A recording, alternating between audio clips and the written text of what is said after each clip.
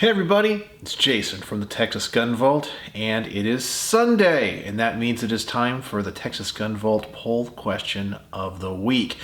This week's poll question kind of dove a little bit into politics. I know in the past we were talking about kind of cosmetic things about firearms, but now with the threat of gun control, both passing in Congress and possibly through executive order, I kind of wanted to dip my toe in the water and see where my viewers and subscribers felt on the issue. So let's dive right into the question that I asked. With the constant threat of the passage of gun control in Congress and through executive order, which policy on an individual basis do you find most concerning? While all gun control laws are an infringement, which ones do you worry about or think threatens the Second Amendment the most, and why? I kind of felt that I was trying to convey to everybody that I kind of wanted you to pick one. I know I got a lot of comments of people saying all of them are bad, and I completely agree, just like the question asked. But I was hoping more people would be a little bit more specific. And I'll kind of talk about that after I give you guys the results here. With 957 votes, we have red flag laws without due process, nothing else matters, 23%. Magazine capacity limits, 10 rounds for thee, but not for me, 4%. Universal background checks, the stepping stone to registration, 7%.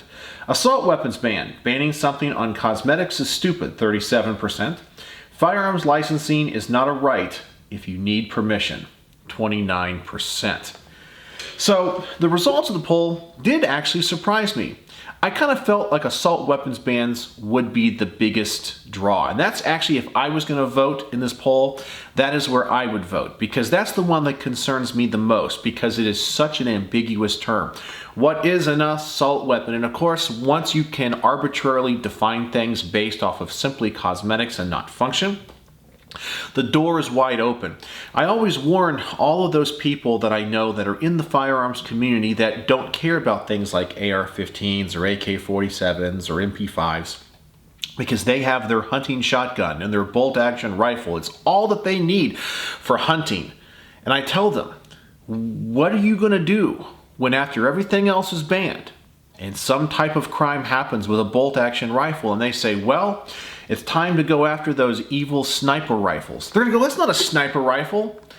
Well, they're going to ban your gun based on cosmetics. Number one, it's bolt action. That's what evil snipers use. And they use big scopes and optics. That's what snipers use. And let's say you have a gun like a Remington 700. Well, that's a military gun because it's used in the military. Therefore, it's military grade weaponry.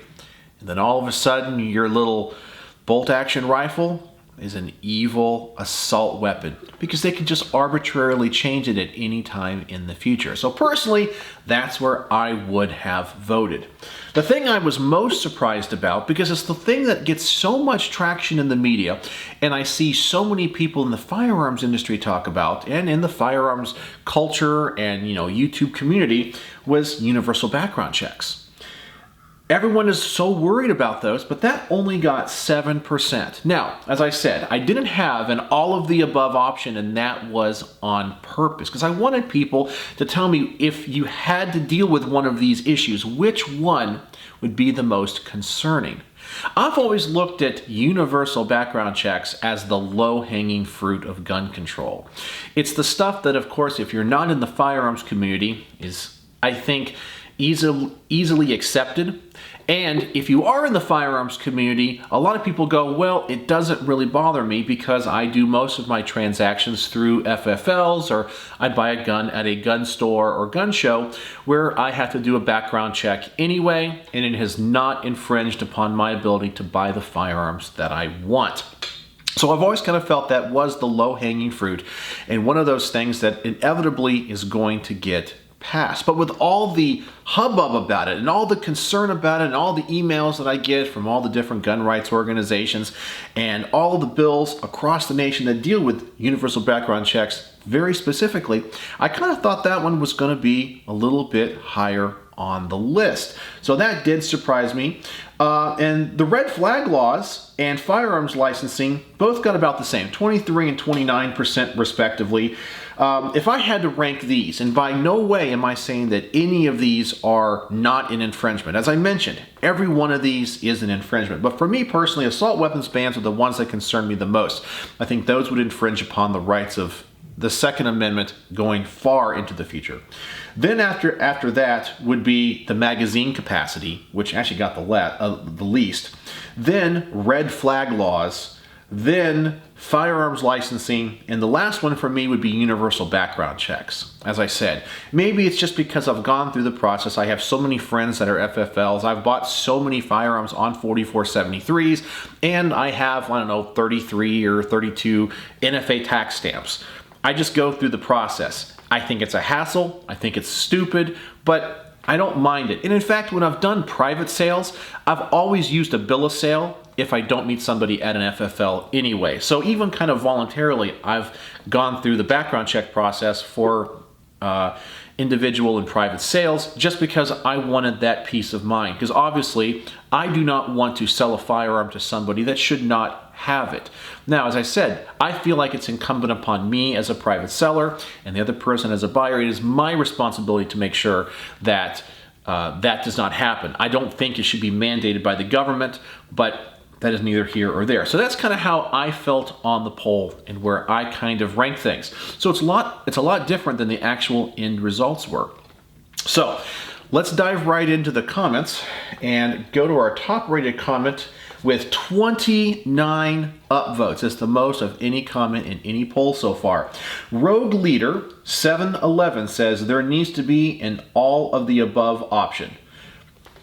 And I've already kind of addressed that. I do agree. All firearms laws are an infringement on the Second Amendment.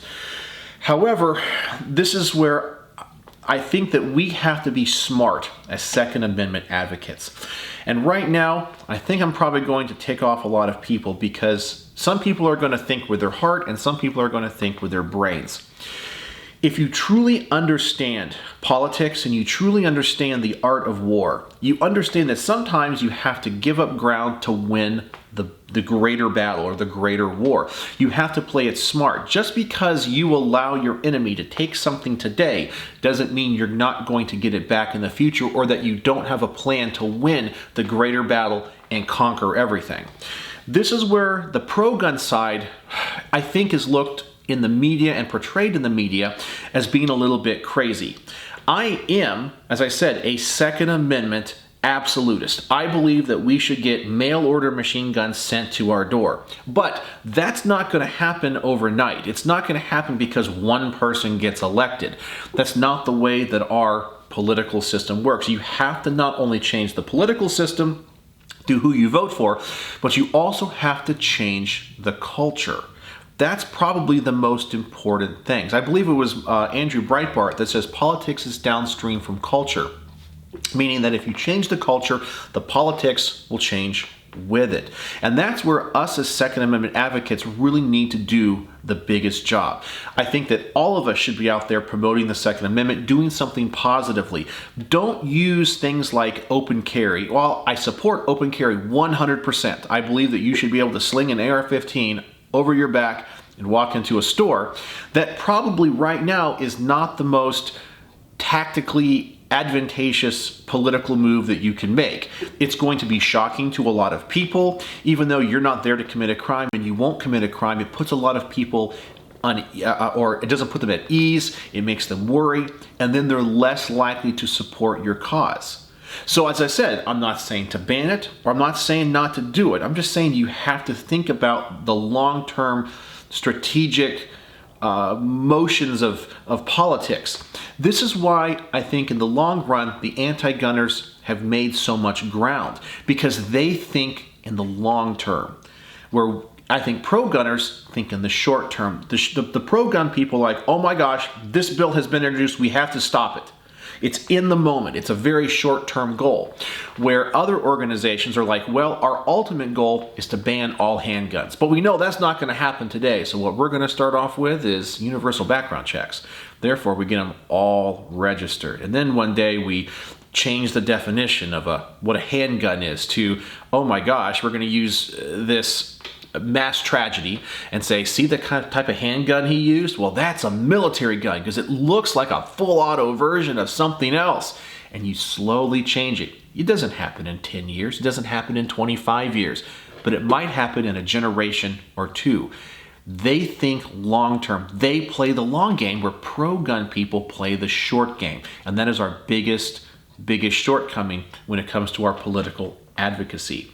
So when it comes to some of these things, as I've mentioned before, and I said this is where I'm going to probably make people mad, we need to work on the term compromise, okay? Now, as I said, I'm a Second Amendment absolutist. I'm going to say this over and over and over again. But if we can move the ball in our court by giving up something to gain something. Now, I'm not saying, because I know the anti-gunners always say compromise is pretty much us giving up something, and they giving up nothing. But let's say they really wanted, in this case, going back to the poll, universal background checks, which only got 7%. I know that a lot of people may not be as passionate about defending that one as they would be, let's say, an assault weapons ban. So let's say they want universal background checks, and we're in a political position, and we go, okay, I tell you what, we're going to roll back the NFA. We're going to lower the tax to $50, and we're going to take short-barreled rifles and short-barreled shotguns off the registry, and maybe even silencers. We're going to move those to just simply being a category of firearm that you can buy at an FFL, but not an accessory. But in return, we'll give you universal background checks. Now, I know some people are going to say, it's terrible, we can't give them that. But what you don't see is that we gained something probably pretty big. And that can change the culture in the long run. Because then people that were always against those other things would see actually these devices that we've now removed from this heavy regulation to pretty much being non-regulated, they're not actually causing any crime. Wait, maybe there's other gun laws that don't do anything either. And then slowly you erode. And then when the time comes for the next negotiation, you can say, well, see all these other laws that aren't doing anything? Let's repeal those and we'll give you something else. And then eventually people realize, well, maybe universal background checks aren't working either. You get that repealed. I think it's in the Sun Tzu said in The Art of War. Sometimes you have to lose a battle to win the war. And that's where I think that we as pro-gunners need to focus. We need to be smarter and less emotional when it comes to our pro-gun arguments versus, I said, using our heart. As I said, every one of my live streams, everyone asks me, what do you think of HR 127, HR 127, HR 127? They're coming for our guns. You think you're going to confiscate, blah, blah. No, I don't. Calm down. Let's watch it. Has no co-sponsors. It's not even getting a committee hearing. It's going nowhere. Just calm down and let's think about this. And I think if we come across as being more rational and more thoughtful, not only will it advance our position politically, but will also advance our position culturally. Because then you don't have all those people out there in the media screaming, open carrying AR-15s into malls and theaters and whatever, just because they legally can. We come across as being the rational and the reasonable people. And once we get that culture shift, then all those other things that right now seem to be radical don't become radical in the long run. All right. I know that was kind of a long response to that top-rated comment, which I do appreciate, Rogue Leader. Thank you so much. Our second top-rated comment comes from Will Zim. Licensing is the gateway to confiscation. Yeah, they can ban assault rifles, and that is secondary. Worst case scenario is really the licensing, because that is what will disarm people quicker and pose graver penalties. People will always find a way around an assault weapons ban. Don't like any of it, of course.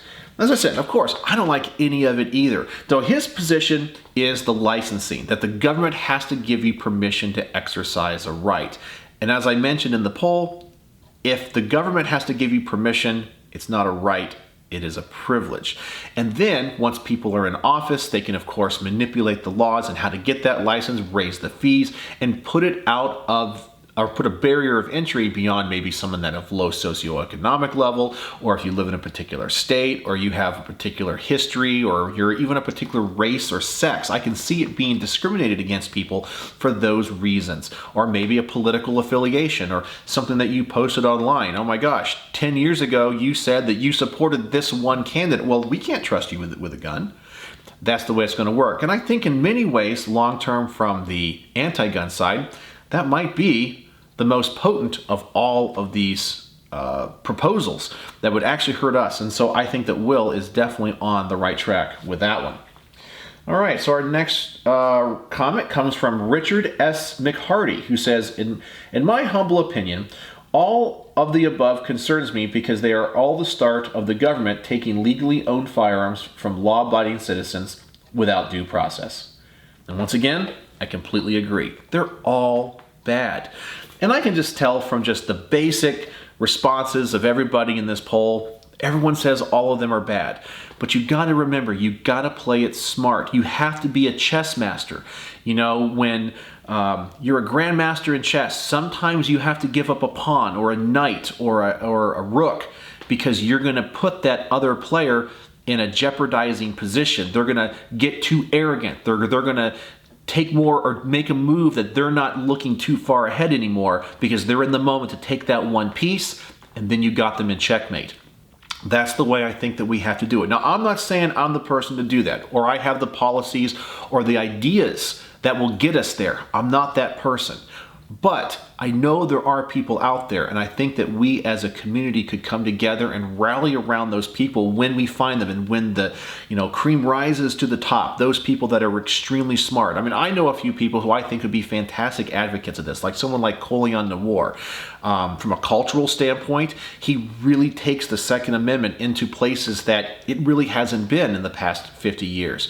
You know, you have an incredibly intelligent lawyer, that appeals to minorities. And that's fantastic, because as I've always said, the Second Amendment is a right for all citizens. He has the cool factor, he has the intelligence factor, and maybe you're not a fan of him, and that's totally cool. Maybe we could find somebody else. But what I'm saying is there are people out there that could fit this bill and really be the leaders that can play this strategic game, understand how politics are won in the long term, and rally behind them. Instead of just fighting these short-term battles to stop things from happening, we can actually advance the ball. All right. The next comment comes from Sean White, who says, the assault weapons ban would be the more scary one. What is the definition? Technically, all guns could fall into this category, even Hunter's favorite big game rifle. It could fall under sniper rifle. So the definition scares me the most because it could be endless possibilities. Ultimately, all of these suck balls, and it is BS when even have to defend these rights. Well, once again, I completely agree, and that was one of my points earlier. It's why I think the assault weapons ban one is the most dangerous of the ones on the list, even more than the firearms licensing, because once you get rid of everything, or of a particular class of gun, or cosmetics of a gun, well, of course, a crime is going to happen with a bolt-action rifle or a pump-action shotgun, and then it's going to be time to go after those. And people say, that is ridiculous. The slippery slope argument is a fallacy. Well, let's take a look at Australia. You can look at Australia and see, well, they had, the mass shooting, I think it was with a AK-47 or something. I think it was in Tasmania, and Port Arthur is what it was. And then they banned all semi-autos, and then other things happened. Now we got to go after the pumps, the pump action shotguns, the pump action rifles, and it just keeps going down the list, because inevitably evil people are going to do evil things, and they are going to find ways to perpetrate their evil acts. It is something that cannot be stopped. And as they just go down the list of tools, they're going to keep trying to ban those and ban those and ban those. The same thing's happening in Great Britain when it comes to knives. Think about it.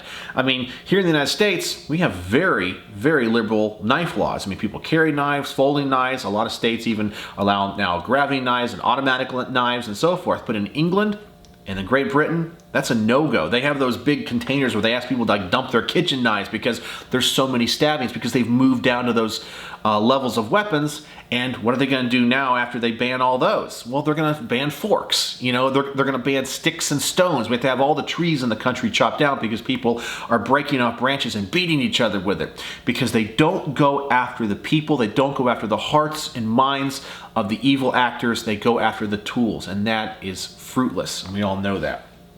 All right, and then finally, I think our last comment comes from Let's Seen Zoots, who says, they are all very concerning, so picking just one is like going to the bakery and only being able to buy one donut.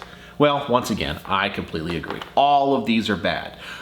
But I think that somebody who is definitely smarter, more articulate than myself, and probably all of us, that we can rally behind, that has a real game plan and can think long term, might be able to politically advance the ball in a generation or two, because that's what the anti-gunners have been doing.